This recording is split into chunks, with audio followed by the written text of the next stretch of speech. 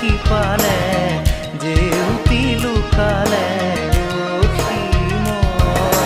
নভবা কথাও হঠাতে হয় চাগে পায়ো হেৰুৱালো বুজি পোৱাৰ আগতে